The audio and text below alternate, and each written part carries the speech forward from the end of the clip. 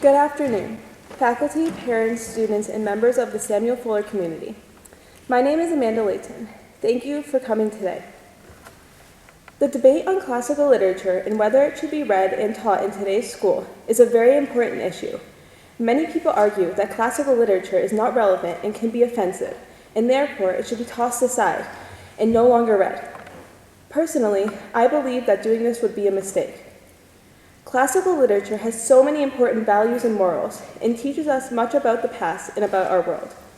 Proverbs 10:9 declares, "Whoever walks in integrity walks securely, but he who makes his ways crooked will be found." God calls us to walk in integrity, and one way we can do this is by reading literature that lifts up good morals and ideas. The idea of literature and its importance to human culture goes back millennia, as people have been reading and writing for quite a long time. There have been many great writers who have paved the way for future events and ideas, such as Homer, Dante, and C.S. Lewis. Literature communicates stories, fables, information about the past, different cultures, different times, different customs, and different ways of thinking. C.S. Lewis once said, "Literature adds to reality. It does not simply describe it. It enriches the necessary competencies that daily life requires and provides.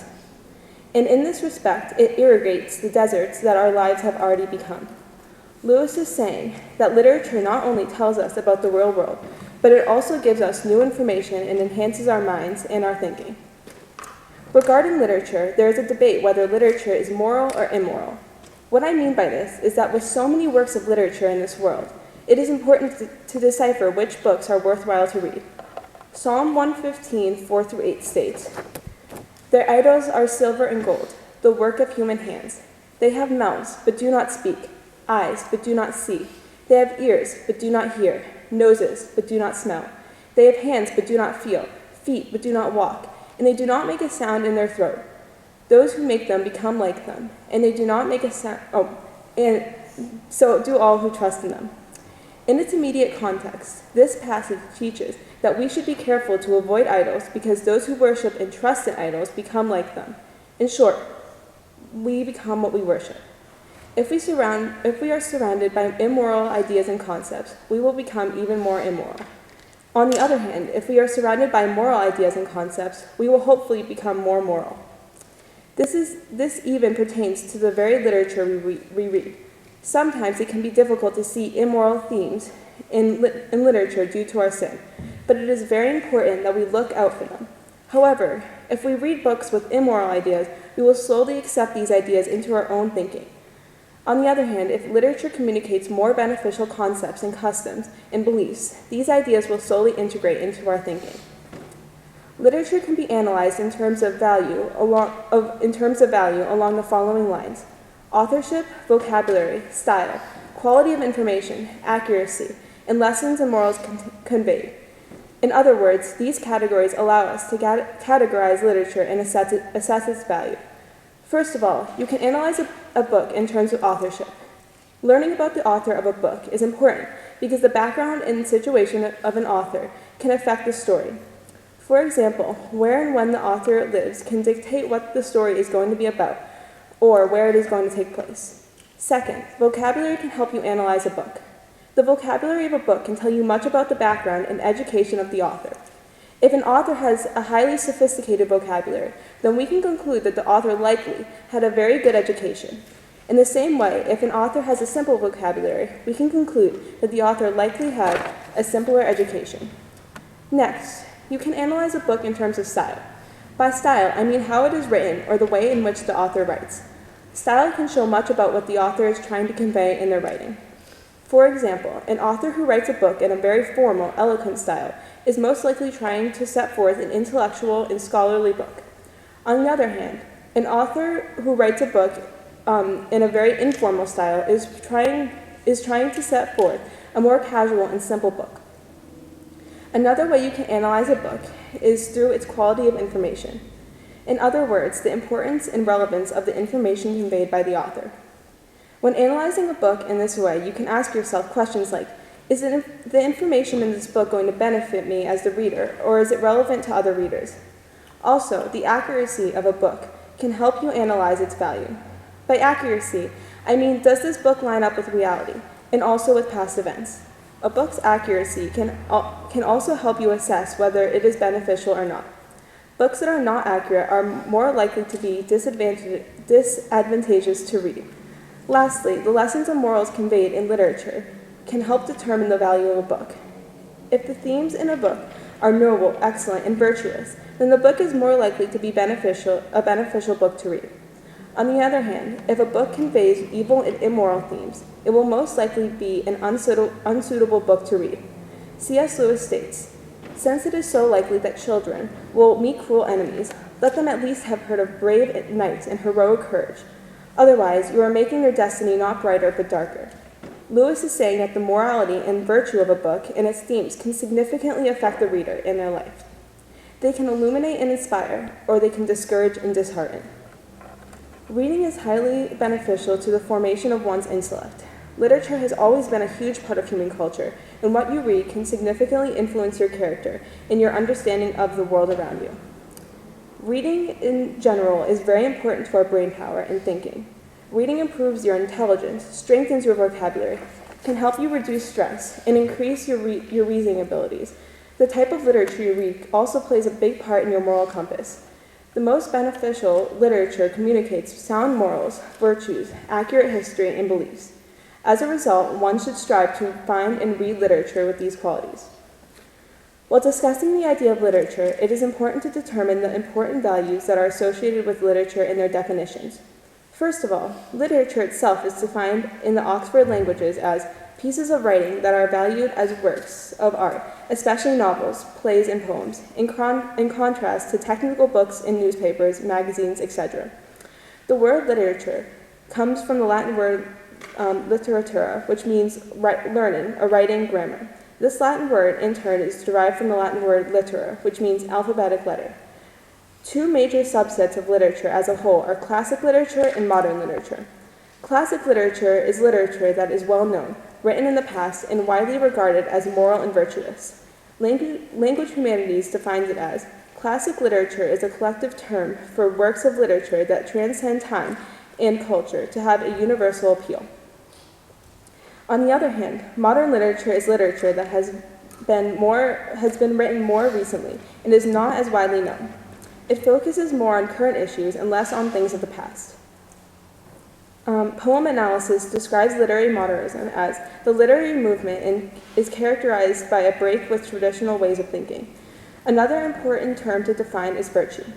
The Noah Webster Dictionary defines virtue as moral goodness, the practice of moral duties, and abstaining from vice, or a conformity of life and conversation to the moral law. The practice of moral duties from sincere love to God and his laws is virtue in religion. It is important to define virtue because it can be used as a tool to determine what literature is profitable. Lastly, another term that needs to be defined is culture. Cambridge Dictionary defines culture as the way of life, especially the general customs and beliefs of a particular group of people at a particular time. Reading classical literature results in many benefits, and not reading it can have many consequences. First of all, reading classical literature is very beneficial. One way it is beneficial is that it has many intellectual benefits. In other words, it strengthens your mind more than most other literature. When speaking about classical literature, an article from Patrick Henry College states, reading can broaden your vocabulary and boost SAT scores, strengthen your emotional intelligence and social perception, improve your personal ethics, be a form of therapy, and of course, give you the invaluable ability to understand obscure literary references. There are also many consequences of not reading classical literature. One of these consequences is that classical literature offers many moral and virtuous teachings. More modern books tend to not have these same values to read. So reading these books can lead to immoral ways of thinking. Through classical literature, people learn values such as bravery, honesty, kindness. These values are very important, and without them, people are led to unethical views. The scriptures command us to think rightly in Philippians 4:8. Finally, brothers, whatever is true, whatever is honorable, whatever is just, whatever is pure, whatever is lovely, whatever is commendable, if there is any excellence, if there is anything worthy of praise, think about these things. Classical literature is very important and should not be disregarded in today's world. There are many reasons for this. First of all, classical literature should not be disregarded because it allows us to learn about the past and how people lived in those times. It is very crucial that people today are taught about different times and cultures. This allows people to learn from the mistakes of the past. When people are properly educated on issues of the past, this will help stop them from making similar mistakes.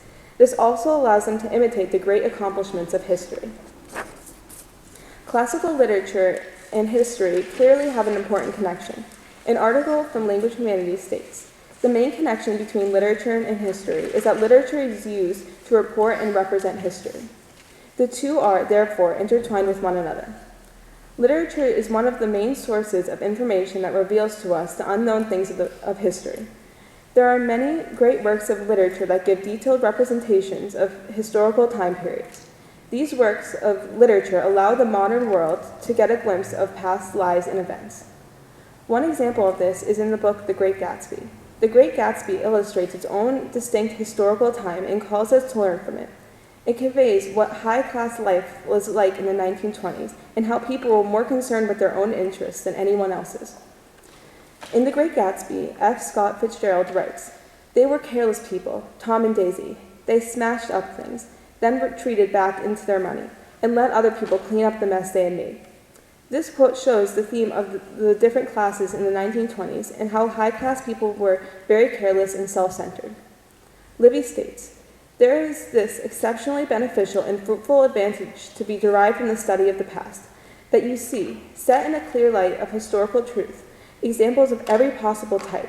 From these you may select for yourself and your country what to imitate, and also what is being mischievous in its inception and disastrous in its issues you are to avoid." This passage is saying that we should learn from the lessons of the past and to copy what was good and avoid what was bad. Classical literature also allows us to learn about different cultures. By this I mean that classical literature helps us see how other people of different countries and places live their lives. This also ties in with learning about the past, because many of these different cultures that we can read about are thousands of years old. Literature teaches us about all the different times and places in the world. An example of a classic book that teaches about another culture is A Shadow Spinner. This book is about a young girl named Marjan, who is tasked to help the Sultan's wife in order that she can save herself and many other young women. It brings the reader back to ancient Persia, where they are able to learn about much of the Middle East culture. Through this book, you are able to read about a powerful sultan, the lives of ancient Persians, and much more. In The Shadow Spinner, Susan Fletcher writes, "I threaded my way among pack mules and merchants, through groups of women carrying bundles on their heads, between a band of musicians and some important dignitary being carried on a litter.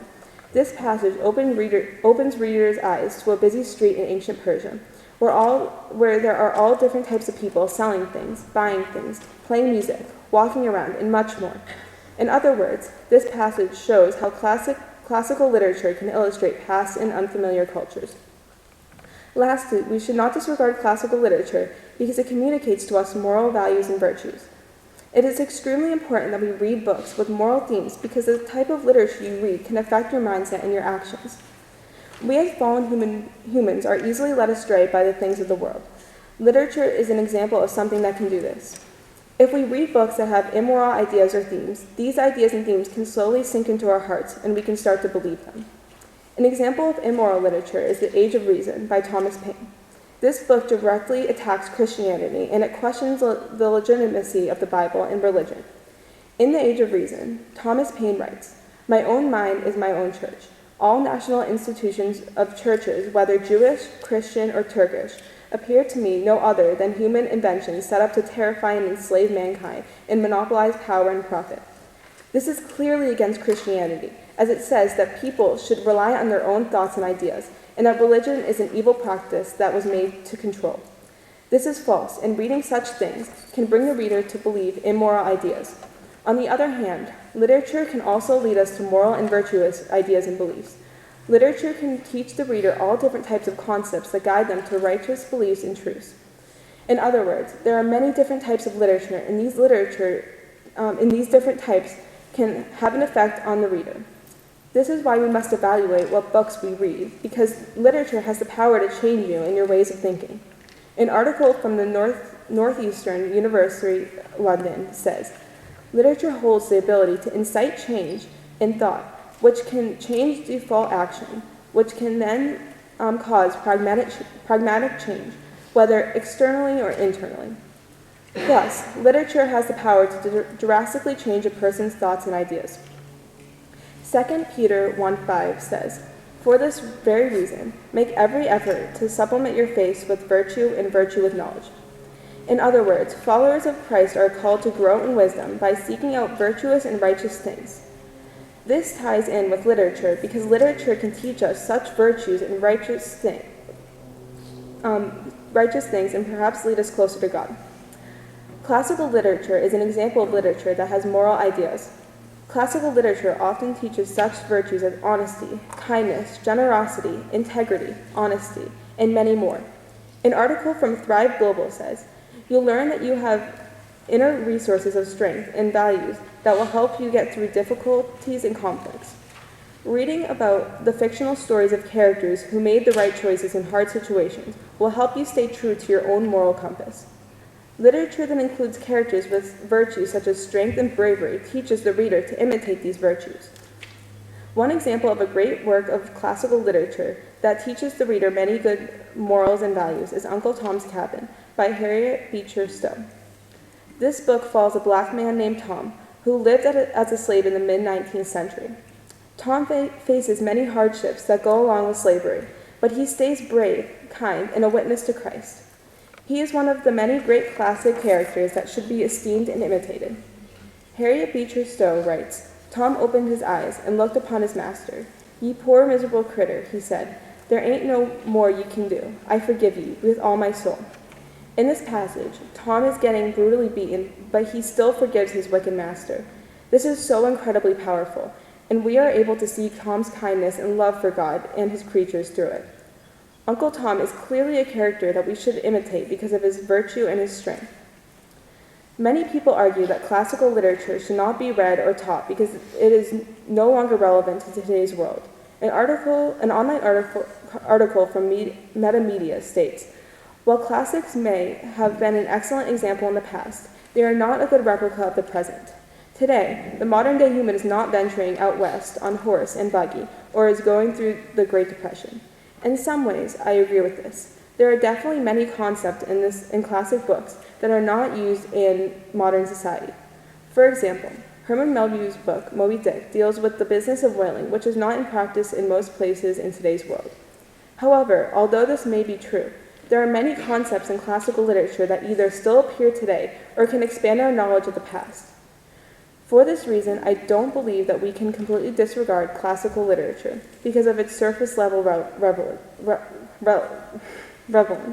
In fact, I would argue that classical literature is still very relevant because it teaches about the past, which we need to be aware of. We need to be aware of the past so that we do not follow the mistakes of past people. As I previously stated, Livy says, for these you may select for yourself in your country what to imitate, and also what as being mischievous in its inception and disastrous in its issues you are to avoid. Livy is saying that a knowledge of history allows you to decide what to emulate and what to avoid. This shows that the historical knowledge in the classics is extremely relevant and should not be pushed aside. Another argument against classical literature is that it can be considered offensive and disrespectful to some people. By this I mean that many classics include racial slurs or are considered to be racist. An article from the Stanford Daily states, throughout Adams' high school experience, she encountered more than one white teacher that forced their class to read through and analyze literature written by white authors and containing racial slurs. I agree that this can be a problem. There is certain language that can be offensive to many people, and there are classical works that use this type of language. Although this is true, I also believe that classical literature should not be dismissed just because of this language. In many cases, the author is attempting to call attention to this language, offenses, or injuries. In other words, I believe you are able to read classic books with offensive language without supporting it, while still receiving good morals and themes included. An online article by Book Order states, reading a story containing overly racist language is undoubtedly going to be an uncomfortable experience, and seeing women and minorities portrayed as lower beings is not going to sit well with most people. But the thing that most people get wrong with classical literature is that they believe reading classics perpetuates the themes inside them. All too many believe that allowing others to read classics translates into the approval of the messages those classics contain. Reading a controversial text does not mean that you will adopt the viewpoints expressed in it. Instead, you will merely garner greater awareness of the time period described. It is important to understand our country's history, however unpleasant it may be. The fact that a majority of classics contain problematic themes tell us that our country's history is filled with issues, many of which still need to be addressed today. Thus, we should be able to read classics now that convey good morals while understanding some of the thoughts and beliefs are wrong. We are able to use this to improve our own ideas and learn from the mistakes of the past. In conclusion, classical literature is vitally important and it should not be disregarded. Reading classical literature allows us to have a better knowledge of the past, and it allows us to grow in virtue and morals. Classical literature shows us past cultures, strong and courageous characters, new concepts and ideas, and much more. C.S. Lewis once said, "But when reading great literature, I become 1,000 men and yet remain myself. Like the night sky in the Greek poem, I see with myriad eyes, but it is still I who see. Here, as in worship, in love, in moral action, and in knowing, I transcend myself, and am never more myself than when I do." According to C.S. Lewis, great literature opens our eyes to new and different worlds, and we are able to use our imagination to picture these worlds. Classical literature is no exception to this.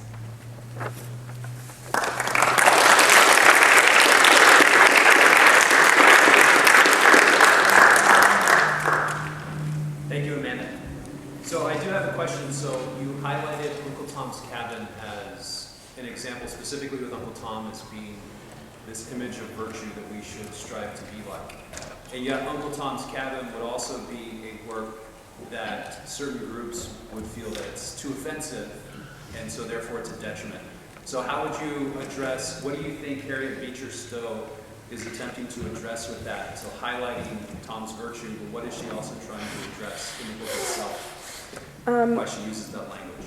I think that she draws attention to such language and also such cruel actions. Specifically, Tom, in the passage that I used, Tom was being brutally beaten, just because it shows how awful this culture was and how awful being a slave in this time period could be, because you weren't guaranteed to be living for very long, and it's just a difficult time. And I think she also shows that even though Tom is living in this time, he's extremely courageous and kind, and he is a witness to God.